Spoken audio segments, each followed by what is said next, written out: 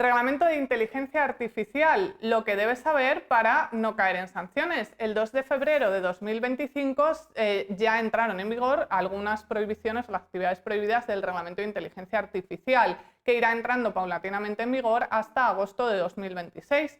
Pero ya estás al día. Tenemos con nosotros a Mario López, co-founder de la Asociación Española de Inteligencia Artificial Responsable.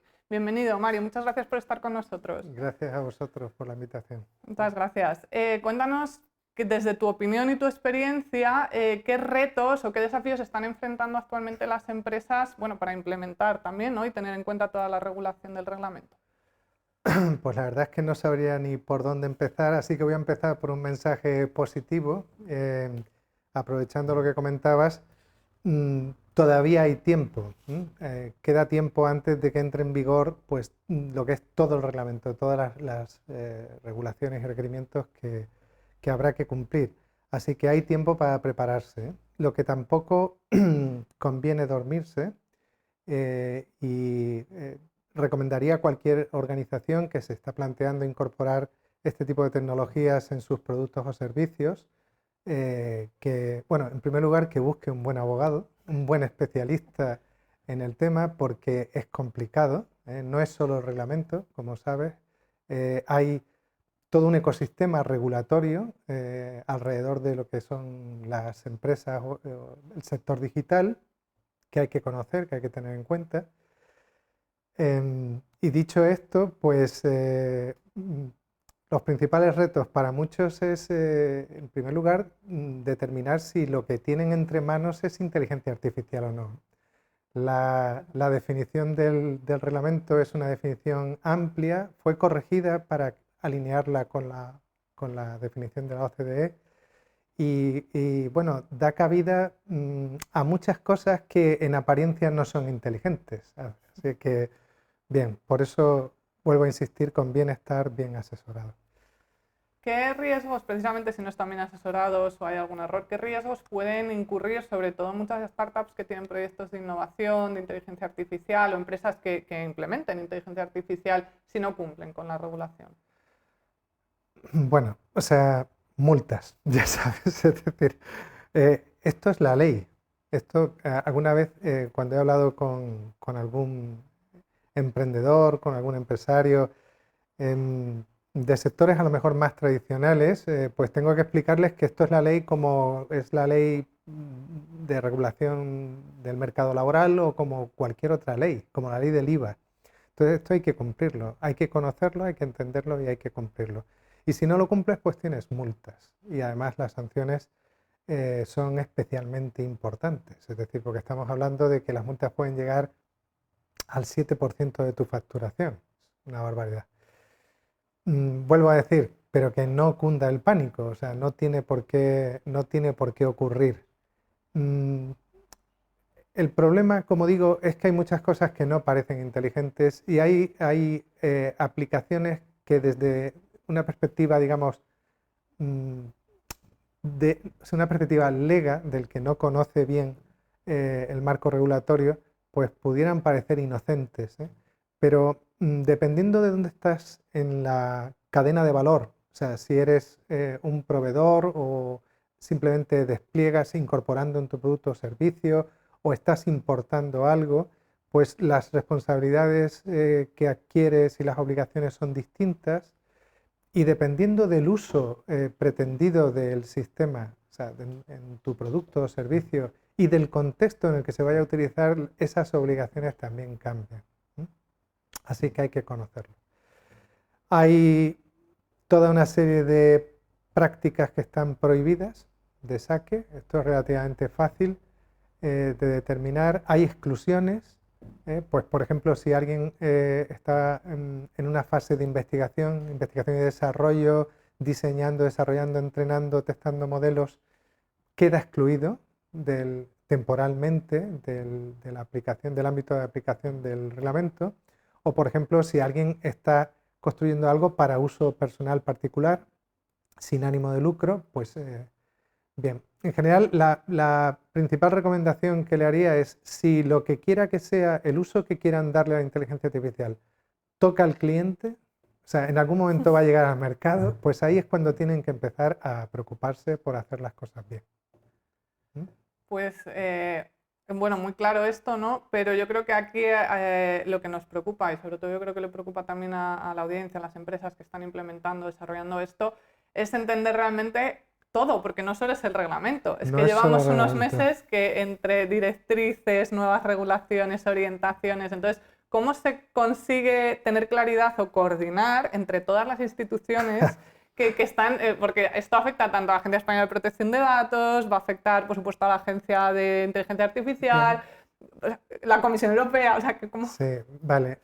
Bien, el reglamento era consciente de que hay desafío en la gobernanza, en el gobierno de la inteligencia artificial y estableció dos ámbitos de gobierno. El primero es supranacional, ámbito de la Unión Europea, y ahí hay como tres agentes, o sea, la Agencia de Inteligencia Artificial Europea, el AI Office se llama, hay un AI Board que todavía está por definir, yo creo que es lo que está más así en tierra de nadie, y hay un panel de científicos independientes. Entonces, estos tres organismos establecerán guías, proporcionarán orientación, centralizarán información, se asegurarán de que, digamos, las lecciones aprendidas en las diferentes países, diferentes miembros de la Unión Europea, son compartidas y aprovechadas por todos, ¿no? El segundo ámbito es el ámbito nacional y ahí pues los diferentes estados tienen sus obligaciones, entre ellas crear sus propias agencias, crear espacios regulatorios para la innovación, los famosos sandbox, las cajas de juego, playground, cajas de arena, donde las startups van a poder desarrollar, entrenar, testear en condiciones parecidas o idénticas al mundo real sin miedo a sanciones. Entonces, ¿cómo se resuelve esto? Pues los roles están muy bien definidos en el reglamento, o sea, cada uno sabe lo que tiene que hacer, las competencias están bien definidas, hay mecanismos de coordinación que están bien definidos y que ya se están implementando. Yo creo que no lo vamos a hacer mal. Otra cosa es que lo hagamos rápido. Ya sabes que a la Unión Europea siempre se le critica, no tanto por eficacia como por velocidad. Pero yo creo que va a funcionar bien, que es un sistema que está montado de tal forma que tiene un equilibrio entre un sistema muy centralizado que sería muy lento y que no nos daría respuesta en este ámbito, con lo rápido que va todo, y un sistema excesivamente descentralizado que no nos permitiera aprender unos de otros. Entonces yo creo que han hecho algo que está bien resuelto. O sea, no es de las cosas que más me preocupan. Bueno, está bien, está bien, sí, tú desde luego nos aportas claridad. Yo antes de continuar le recuerdo a la audiencia que si le gusta este contenido puede vernos en nuestra web www.tinku.es, donde además descubrirá otros programas de interés empresarial. Siguiendo un poco, aunque nos has dado como ya muchas pautas muy claves, ¿no?, para dar claridad en este tema, por dar un paso más allá y que la audiencia que tenga estos proyectos pueda entenderlo, ¿qué tips o qué pasos básicos recomendarías, aparte del abogado, Sí, este es a muy la hora de importante. que sigan y puedan implementar correctamente toda esta normativa? Bueno, es que depende de la organización, hay una variedad, la casuística es infinita, me he encontrado de todo, pero en general lo primero es determinar qué es lo que tienen realmente y, como digo, hasta qué punto eso es inteligencia artificial y de qué tipo, ¿no? Yo lo que estoy encontrando, bueno, trabajo fundamentalmente para grandes multinacionales, pero por mi actividad en la asociación, en AENAR, en la Asociación Española de Inteligencia Artificial Responsable, pues recibimos muchas consultas de pymes y de empresas que no tienen esas capacidades, esos recursos, esos departamentos de compliance o de asesoría legal. Entonces, lo primero es saber qué es lo que tienen, determinar la mayoría de ellos están pensando en incorporar ChatGPT, por decirlo mal y pronto, es decir, Large Language Models, tecnologías de este tipo. Entonces, lo que importa aquí es qué uso quieren darle y en qué contexto van a dárselo. Si están pensando en incorporarlo a productos o servicios que tocan al cliente, aquí se lo tienen que tomar en serio. La mayoría de ellos no van a ser sistemas de alto riesgo, o sea, porque no lo hemos dicho, pero en el reglamento tiene un enfoque basado en el riesgo y básicamente lo que establece son 3 categorías: o está prohibido directamente, o es alto riesgo y entonces tienes que cumplir con un montón de cosas, o la mayoría.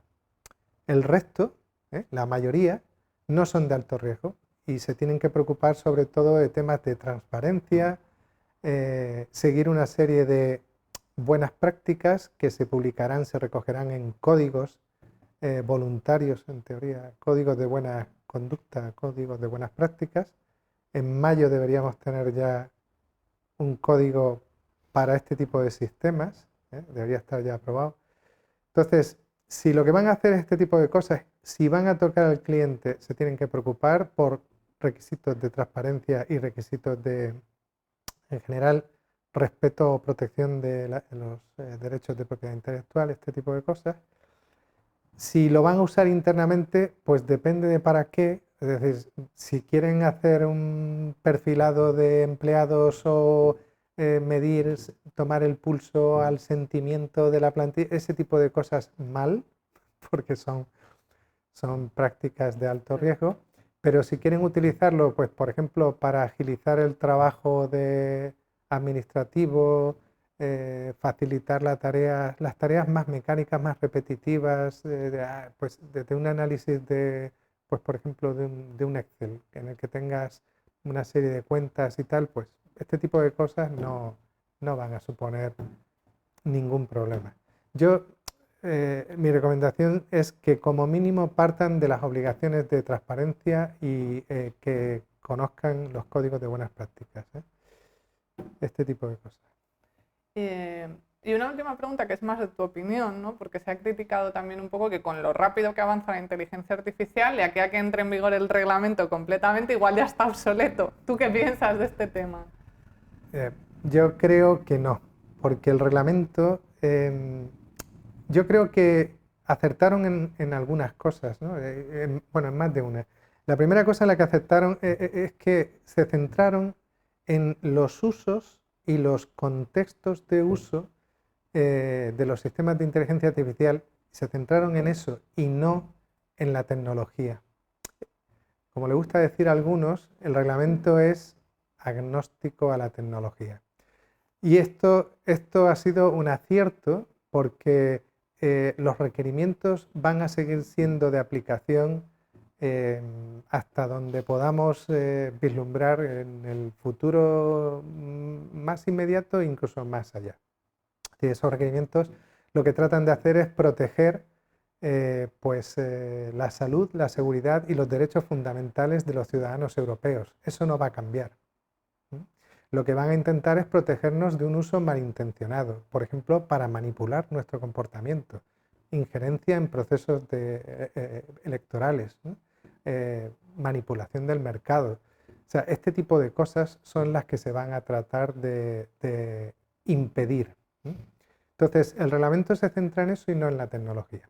Y después, el reglamento ya establece una serie de mecanismos. O sea, de hecho, lo primero que dicen es que es una documentación viva, es una regulación viva.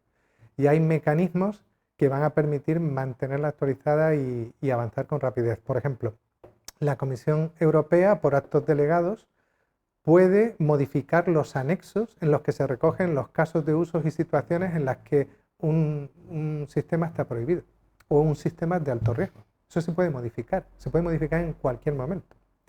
El panel de científicos independientes, el A-Board, y todas las experiencias de los diferentes sandbox en los Estados miembros, todo eso va a proporcionar feedback, va a ayudar a mantener a todo el sistema actualizado y si hay que hacer una modificación se pueden hacer. Todo el reglamento se desarrolla a través de normas técnicas y las normas técnicas que están al cuidado de organismos como CEN, CNLEC o ISO son revisadas periódicamente y además en su elaboración participa la industria. Entonces, yo creo que no hay riesgo de que el reglamento se quede obsoleto. Creo que no es una cosa que tampoco debería preocuparnos mucho. Es mi opinión. No, es lo que necesitábamos. ¿Y vosotros en la asociación cómo ayudáis? Por aclararlo de la audiencia, ¿cómo Pues podéis ayudar? Como somos pocos, somos pocos y estamos muy ocupados, ayudamos menos de lo que nos gustaría, la verdad. Pero sobre todo nacimos con la idea de promover la creación y el uso de sistemas confiables, seguros y sostenibles, que es lo que el reglamento quiere que haya. Nosotros nacimos antes del reglamento, en el año 21, pero ya nuestra intención era sistemas confiables, seguros y sostenibles y promover un uso responsable de los mismos, porque lo del uso responsable nos toca a nosotros, a las personas. Los sistemas pueden ser confiables, pueden ser seguros, pero responsables no se le puede exigir responsabilidad a un sistema, ¿eh? La persona es la que tiene que hacer un uso responsable.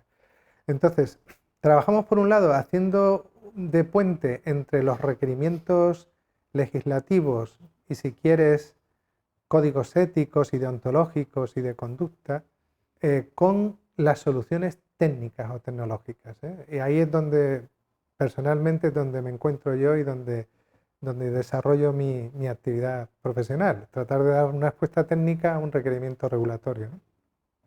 O de compliance. Y después, por otro lado, estamos tratando de educar a la gente para que hagan un uso responsable de esos sistemas.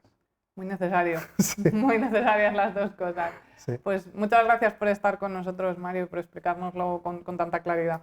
Un placer. Muchas gracias. Muchas gracias.